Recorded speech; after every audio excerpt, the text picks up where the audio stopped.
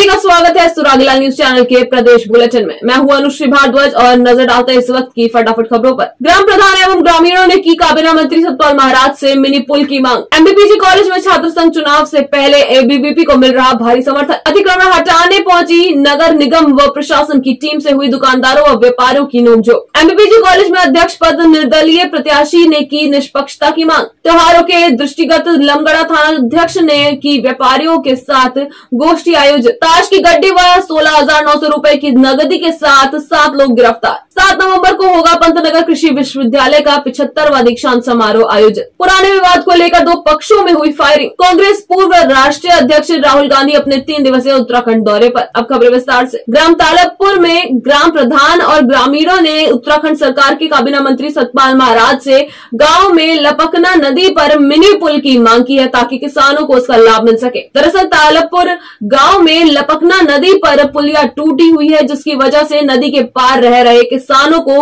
आवागमन में काफी परेशानियों का सामना करना पड़ता है, जिसको लेकर तालबपुर ग्राम प्रधान शाहनवाज अहमद और ग्रामीणों ने कैबिनेट मंत्री सतपाल महाराज से मिलकर उनको एक पत्र सौंपा है। संवाददाता दीपक चौहान की रिपोर्ट।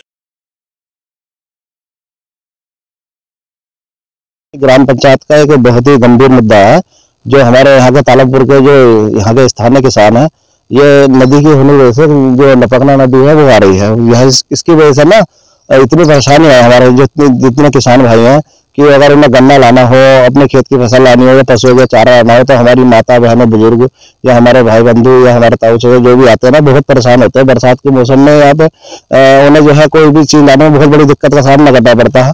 तो हमारे द्वारा लगातार प्रयास किया जा रहा है ग्राम पंचायत के माध्यम से कि इस पुलिया का मिनी पुलिया का निर्माण कराया जाए। लगातार 3 साल से हम संघर्ष कर रहे हैं और अब पिछले दिनों माननीय जो हमारे कैबिनेट मंत्री सतपाल महाराज जी उत्तराखंड सरकार में वहां जाकर हमने जरूर उनसे मांग रखी कि इस मिनी पुल का जो है निर्माण करा जाए और हमारे जो ग्रामवासी है तालमपुर के उन्हें जो है राहत की सांस मिले और उनको जो है जो दिक्कतों का सामना करना है वो दिक्कत का सामना न करना पड़े। हल्द्वानी में स्थित एमबीपीजी कॉलेज में छात्र संघ चुनाव से पहले एबीवीपी को अन्य प्रत्याशियों का समर्थन मिल रहा है। इसमें वह प्रत्याशी भी शामिल है जिन्हें इस बार किन्हीं कारणों के चलते दावेदारी करने का मौका नहीं मिल पाया। एमबीपीजी कॉलेज के अध्यक्ष और विश्वविद्यालय प्रतिनिधि प्रत्याशियों ने दावा किया है कि संगठन के सभी प्रत्याशी भारी मतों से जीत दर्ज करेंगे। रविवार को नगर स्थित एबीवीपी कार्यालय में वार्ता करते हुए एमबीपीजी कॉलेज के छात्र संघ अध्यक्ष प्रत्याशी सूरज रमोला और विश्वविद्यालय प्रतिनिधि गौरव कांडपाल ने मीडिया के साथ बातें साझा की। संवाददाता दीपक अधिकारी की रिपोर्ट। ऐसा कुछ वो नहीं रहता है, ये तो अभी खाली आरोप की बात है। मैं इस बार छात्रा उपाध्यक्ष प्रत्याशी थी पर किसी कारणवश मैं सम्मिलित नहीं हो पाई छात्र संघ चुनाव में। मेरे विरोधियों के द्वारा उनके सीनियर्स के द्वारा मैं सम्मिलित नहीं हो पाई, तो मैं अपना पूर्ण समर्थन सूरज रमोला जी को देती हूँ और मैं एबीवीपी की विचारधारा से बहुत प्रेरित हूँ।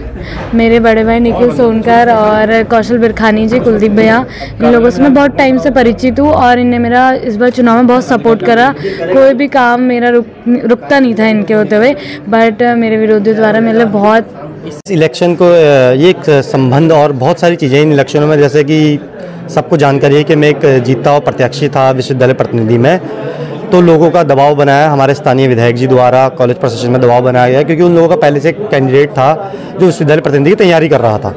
तो इस वजह से उनका दबाव बनाया गया कि मेरा नामांकन कैसे भी करके कैंसिल हो, जैसे कि अभी तक का मेरी तैयारी सही से सब सही चल रही थी। तो इस कारणवश मुझे इनके समर्थन में आना पड़ा क्योंकि सामने से मेरा पूर्ण विरोध हुआ, हर तरीके से विरोध हुआ। तो मैं इस कारणवश जो अभी तैयारी कर रहा है विश्वविद्यालय प्रतिनिधि गौरव कांडपाल और सूरज रमोला के समर्थन में आया हूँ। हमारी प्रेस वार्ता रखने का मुख्य कारण यह है कि कल परसों नामांकन प्रक्रिया हुई, उसके बाद नामांकन जांच प्रक्रिया के बाद जितने भी ऐसे प्रत्याशी जो तैयारी कर रहे थे और उन्होंने हमें समर्थन दिया है, उसमें विशेष नाम हमारे विशाल सैनी जी हैं, वो विश्वविद्यालय प्रतिनिधि की तैयारी कर रहे थे, उन्होंने हमें समर्थन दिया है। और मानसी जोशी छात्रा उपाध्यक्ष की तैयारी कर रही थी, उन्होंने हमें समर्थन दिया है। अयाज अंसारी छात्र संघ उपाध्यक्ष की तैयारी कर रहे थे, उन्होंने हमें समर्थन दिया है। और वर्तमान में बनकर निर्विरोध जीतकर आए हैं मनिकेत तोमर जी सांस्कृतिक सचिव, उन्होंने भी हमें समर्थन दिया है। चाहे तो एक साथ होनी चाहिए, सब लोग एक साथ बैठना ही नहीं चाहते। पापा ट्राई दिस। लो सब लपक लिए।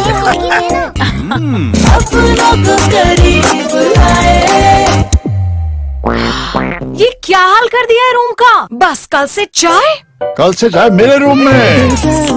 देवर पान नमकीन। हल्द्वानी के कारखाना बाजार चौराहे इलाके में रविवार नगर निगम की टीम बाजार के अंदर हुए अतिक्रमण को हटाने पहुंची तो स्थानीय दुकानदारों व व्यापारियों ने जमकर हंगामा किया। अतिक्रमण हटाने पहुंची टीम ने कुछ ही दुकानदारों के सामान को जब्त किया था। तब तक निगम व प्रशासन की टीम से तीखी नोकझोंक शुरू हो गई, जिसके चलते बीच में ही कार्यवाही रोकनी पड़ी और सैकड़ों की संख्या में दुकानदार व व्यापारी इकट्ठा होकर कार्यवाही का विरोध करने लगे, जिससे बाजार में अफरा तफरी का माहौल भी बन गया। संवाददाता दीपक अधिकारी की रिपोर्ट। ऐसा कुछ भी नहीं है। अतिक्रमण को लेकर यहाँ पर जो अभियान चलाया जा रहा था, तो इसका एक ही उद्देश्य था कि रोडों पर लोगों ने बहुत सारा अपना सामान रखा हुआ है, बिल्कुल भी चलने की जगह मार्केट में नहीं है। त्योहार का टाइम है, अगर कहीं आग लग जाती है तो हमारी फायर ब्रिगेड भी नहीं निकल पाएगी, इसलिए अभियान चलाया गया है। बीच में मेयर साहब आए थे तो उन्होंने भी लोगों से ये आग्रह किया कि आप इनके साथ बैठक करके इनको टाइम दे दीजिए और उसके बाद अगर ये नहीं हटाते तो आप इसमें अपनी कार्रवाई करें। मैम, आम दिनों में भी अतिक्रमण का बाजार क्षेत्र में हाल यही रहता है या अन्य दिनों के लिए भी कोई व्यवस्था बनाई जाएगी? देखिए, हमेशा व्यवस्था बनाई जाती है, लेकिन व्यापारियों की भी जिम्मेदारी बनती है और जो व्यापार मंडल है उनकी भी ये जिम्मेदारी है कि वो एक व्यवस्था बनाने में प्रशासन का सहयोग करें। मीडिया के सामने अवर्ता की गई जो व्यापारी प्रशासन को, उसके लिए क्या कार्रवाई किया गया? देखिए, वहाँ पर जो भी व्यापारी थे उनका एक ही था कि आपने हमको पहले वार्न नहीं किया है। इन लोगों ने ही स्वयं ज्ञापन दिए हैं। सभी को पता है कि बाजार में चलने की जगह नहीं है, इसलिए ये कार्रवाई की गई है। और आज अभी इन लोगों के साथ फिर इनको ये बता दिया गया है कि आपको हम समय दे रहे हैं, आप रोड पे एक व्यवस्था बनाइए, प्रशासन को यहाँ आने की आवश्यकता ही नहीं पड़ेगी। कब तक का समय दिया गया है? देखिए, इनको आज का समय दिया गया है और इनसे यही कहा गया कि आप लोग स्वयं व्यवस्था बनाएं कि कम से कम हमारी फायर ब्रिगेड की गाड़ी अगर कोई घटना होती है तो वहाँ पर निकल जाए। उनको थोड़ा सा उनमें इस बात को था कि त्योहार का सीजन है, तो उसको लेके अभी जो प्रस्तावित हुआ है सिटी मजिस्ट्रेट मैम और हम नगर निगम मिलकर के कल एक मीटिंग करेंगे 11 बजे व्यापारियों को साथ में लेके, और कल से ही अभियान दोबारा चलाया जाएगा। किसी भी स्थिति में सड़क में प्रदूषण नहीं। व्यापारियों ने अवर्ता की है प्रशासन के ऊपर? ऐसा मेरे संज्ञान में नहीं है, अवर्ता की कोई बात नहीं है, अपनी बात उन्होंने कही है। अगर किसी और से कही होगी तो उसके बारे में वही बताएंगे। देखिए, अतिक्रमण के संबंध में जैसा कि नगर मजिस्ट्रेट ने बताया कि उनको एक ज्ञापन मिला और सीएम पोर्टल में शिकायत हुई है, तो प्रशासन और नगर निगम की टीम यहाँ पर अतिक्रमण को चिन्हित करने और उसको हटाने के लिए आई थी। मैं भी कई एक वार्षिक श्राद्ध में गया हुआ था, कुछ व्यापारियों को मुझे फ़ोन आया कि घर्षण की स्थिति बनी हुई है, तो मैं घर्षण की स्थिति को देखते हुए यहाँ आया। मैंने प्रशासन को भी यह कहा है कि पूर्व में मुनादी कराएं और व्यापारियों को भी कहा है कि बाजार को व्यवस्थित रखने में अपना सहयोग दें। सर, आखिरकार तो त्योहारी सीजन में ही क्यों याद आता है, क्यों प्रशासन अभी जागता है? नहीं, ऐसा नहीं है, समय समय पर अतिक्रमण के अभियान चलते रहते हैं और सदैव चलते हैं। अतिक्रमण एक रोजमर्रा की क्रिया है। देखिए, इसमें 60% ठेले वाले और ये सब बाहर वाले हैं, फड़ वाले, स्थानीय कोई भी नहीं है। और हमारी हमेशा मांग रही है प्रशासन से कि इनका सत्यापन हो, इनकी पूरी जांच होनी चाहिए, कहाँ से आए हैं, कौन लोग हैं, और इनको जो दुकानदार बाहर लगवा रहे हैं हमने उनके लिए भी कहा है पहले उनको अल्टीमेटम दीजिए, अगर नहीं मानते तो उनका चालान भी करिए। कपूर जी मुझे मानते हैं कि दुकानदारों की सही मिलती है लोगों को? नहीं, कुछ दुकानदारों की है इसमें, मतलब आधे से ज्यादा दुकानदारों की व्यापारी है ना, वो भी व्यापारी। हम कहते हैं उन व्यापारियों पे भी उनको आप सपोर्ट क्यों करते हैं? नहीं, हमने कभी सपोर्ट नहीं किया। हम कहते हैं जो व्यापारी बाहर लगवाता है उसका तुरंत चालान काटिए, इस पे कार्रवाई करिए। व्यापारी ही मंडल वाले ही गए थे व्यापार करने प्रशासन के पास की अतिक्रमण हटाओ। अब जब प्रशासन आज अतिक्रमण हटाने के लिए आया है तो यही विरोध कर रहे हैं। ये समझ में नहीं आता कि इनकी डबल राजनीति क्या है। अगर एकेडमी के विरोध कर रहे हैं तो क्यों कर रहे हैं, और गए थे प्रशासन के पास विरोध हटवाने के लिए तो क्यों गए थे। और इन्हीं व्यापार मंडल वालों ने व्यापारियों ने ही अपनी दुकान के आगे 1500 रुपये 2-2 रुपये लेके रोज के अतिक्रमण लगवा रखा है। सबसे पहले छोटे व्यापारी को कुछ नहीं होना चाहिए, अगर एक्शन लेना चाहिए तो व्यापारी गलती है, व्यापारी को गलती, क्योंकि दुकानों को आगे तो उन्होंने लगवा रखा है और प्रशासन आती है छोटे व्यापारी। व्यापारी है, मैं भी व्यापारी हूँ। प्रशासन मैंने दुकान के आगे नहीं लगा रखा, मैं साइड से दुकानदार। अब इस सारा आज माहौल को देखते हुए कि पूरे बाजार का माहौल खराब हो गया है। पार करने में रोड इतनी ज्यादा गिरी, दुकान वालों ने अतिक्रमण इतना ज्यादा कर दिया है और ऑटो वाले, रिक्शा वाले और स्कूटर वाले सब वो आ रहे हैं, मतलब इतना कंट्रोल होना चाहिए। काफी दिक्कत हुई है। हल्द्वानी में निर्दलीय अध्यक्ष पद प्रत्याशी संजय जोशी ने एमबीपीजी कॉलेज में होने वाले छात्र संघ चुनाव में निष्पक्षता की मांग की है। आपको बता दें, उन्होंने आरोप लगाया है कि सत्ता पक्ष एबीवीपी प्रत्याशी की मदद कर रहा है, जिस वजह से चुनाव में धंधला होने की आशंका है। नैनीताल रोड स्थित एक होटल में हुई वार्ता में प्रत्याशी संजय ने कहा कि उसके समर्थकों को धमकी दी जा रही है, साथ ही अन्य कई गंभीर आरोप भी लगाए। ऐसे में छात्र संघ चुनाव की राजनीति गर्माती दिखाई दे रही है। संवाददाता दीपक अधिकारी की रिपोर्ट। आज की प्रेस वार्ता बहुत मुख्य उद्देश्य को लेकर रखी गई है। 7 तारीख को छात्र संघ का चुनाव है और एमबीपीजी कॉलेज के छात्र संघ का चुनाव उत्तराखंड का सबसे बड़ा चुनाव माना जाता है छात्र संघ का, और इसे लोकतंत्र की पहली सीढ़ी कहें तो शायद गलत बात नहीं है।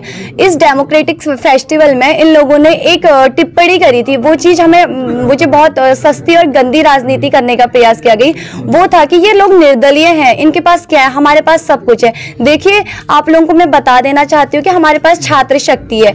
जिस तरह पिछली बार हम लोग छात्र शक्ति के बलबूते भी चुनाव जीते थे, वही छात्र शक्ति के साथ हमने साल भर कंधे से कंधा मिलाकर कार्य करा है और उसी छात्र शक्ति के बलबूते पर आज हम फिर से चुनाव लड़ रहे हैं।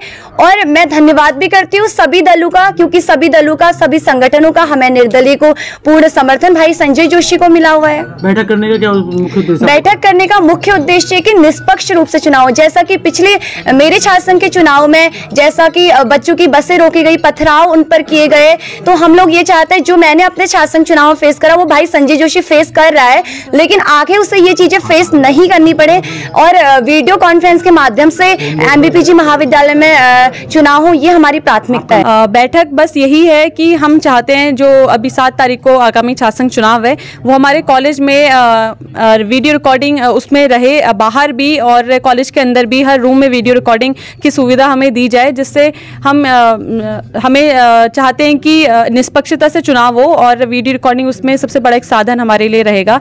आगे शासन और सत्ता का उपयोग वो लोग ना कर पाएं और हमें वीडियो रिकॉर्डिंग की सुविधा। देखिए, मुश्किलें तभी सामने आती हैं जब जीत बहुत करीब होती है और ये मुश्किलें आना हमारे लिए बहुत अच्छी बात है, लेकिन इस मुश्किलों का सामना हम हंसते हंसते कर रहे हैं और जीत के दिन तक हंसते हंसते करेंगे। और देखिए, जो भी चीज़ें हो रही हैं, सरकार और सत्ताधारी लोग जो हमारे साथ गलत चीज़ें कर रहे हैं, मुझे मानने की कोशिश की जा रही है, मेरे कार्यालय में पथराव किए जा रहे हैं, तो बस एक वो एबीवीपी के लोग हैं, सभी को ज्ञात है और बिल्कुल खुला, देखिए खुला मेरे को मारा गया, वीडियो रिकॉर्डिंग सब कुछ है। और प्लीज़ मेरा एक ही अनुरोध है प्रशासन से, पुलिस प्रशासन से, कॉलेज प्रशासन से, प्लीज़ निष्पक्षता के साथ मेरे साथ जो भी चीज़ें हों, और पुलिस प्रशासन से विशेष मेरा अनुरोध है कि प्लीज़ एक पक्ष की तरफ झुकाव करके काम ना करें और दोनों पक्ष को बराबर लेके मेरा भी साथ दें और मेरे जो कार्यकर्ता काम कर रहे हैं उन्हें डराया जा रहा है उनका भी साथ दें। लमगड़ा थाना अध्यक्ष ने आगामी दीपावली वाले त्योहारों की दृष्टिगत व्यापारियों व गणमान्य व्यक्तियों के साथ गोष्ठी का आयोजन किया। आपको बता दें, बीते दिन थाना अध्यक्ष लमगड़ा दिनेश नाथ महंत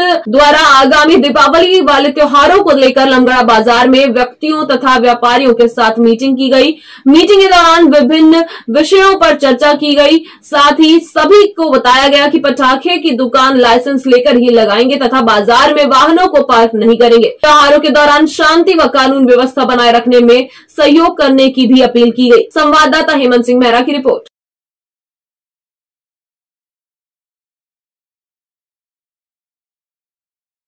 7 नवंबर को पंतनगर कृषि विश्वविद्यालय का 35वां दीक्षांत समारोह आयोजित होने जा रहा है, जिसमें मुख्य अतिथि के रूप में राष्ट्रपति द्रौपदी मुर्मू, राज्यपाल lieutenant general Gurmeet Singh, CM Pushkar Singh Dhami व कृषि मंत्री गणेश जोशी कार्यक्रम में प्रतिभाग करेंगे, जिसको लेकर प्रशासन द्वारा सभी तैयारियां पूरी कर ली गई हैं। संवाददाता दुर्गेश तिवारी की रिपोर्ट। उत्तराखंड सरकार के माननीय मुख्यमंत्री 35वां दीक्षांत समारोह 7 तारीख को मना रहा है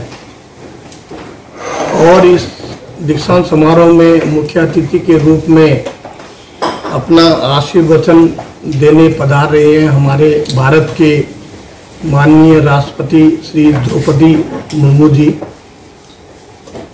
साथ ही साथ हमारे उत्तराखंड के राज्यपाल लेफ्टिनेंट जनरल श्री गुरमीत सिंह जी, हमारे उत्तराखंड के यशस्वी मुख्यमंत्री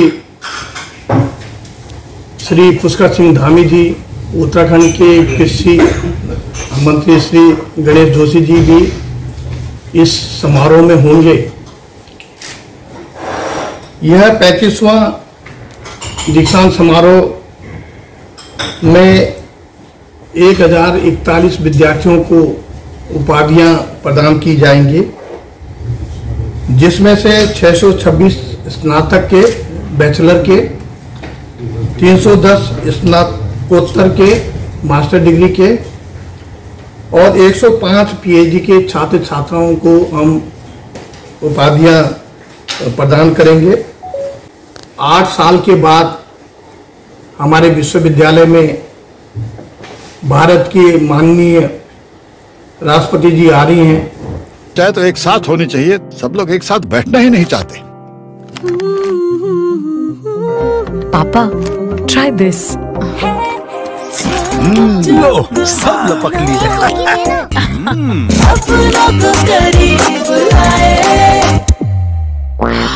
ये क्या हाल कर दिया है रूम का? बस कल से चाय मेरे रूम में।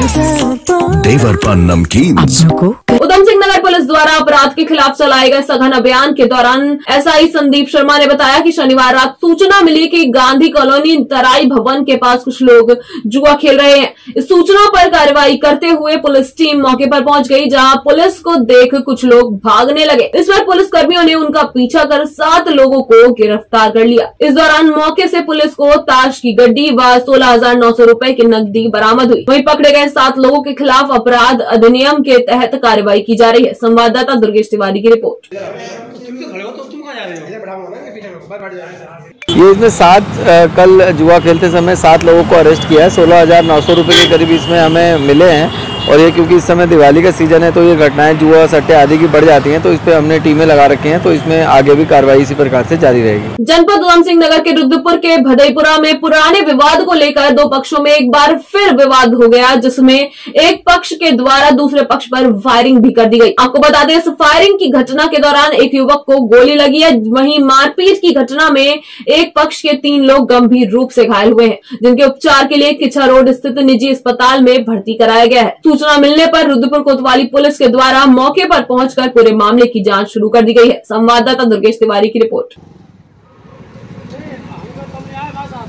ये 2 पक्षों में झगड़े की एक सूचना हमें मिली है। अभी फिलहाल इसमें रिटर्न में तहरीर नहीं आई, बट हम लोगों को जानकारी मिली है। उसमें जो घायल है उनको हॉस्पिटल पहुंचा दिया गया है, उनका ट्रीटमेंट चल रहा है। 2 घायल व्यक्ति हैं उसमें और 1-2 लोगों को और भी उसमें चोटें आई हैं। तो हम लोग इसमें अपने स्तर से जानकारी कर रहे हैं और जो इसमें दोषी हैं उसके लिए ऑलरेडी हम लोगों ने टीमें लगा दी हैं और बाकी इसमें जो भी तहरीर आती है उसके हिसाब से अग्रिम कार्रवाई की जाएगी। और ये दोनों पक्ष हैं, इनके आपराधिक इतिहास की भी हम लोग जानकारी कर रहे हैं, उसके हिसाब से अग्रिम कार्रवाई भी की जाएगी। कांग्रेस के पूर्व राष्ट्रीय अध्यक्ष राहुल गांधी अपने 3 दिवसीय उत्तराखंड दौरे पर हैं। आपको बता दें, राहुल गांधी ने केदारनाथ धाम में पूजा अर्चना की, जिसके बाद वह स्थानीय लोगों से भी मिले। वहीं केदारनाथ धाम में चल रहे निर्माण कार्यों के बारे में भी जानकारी ली।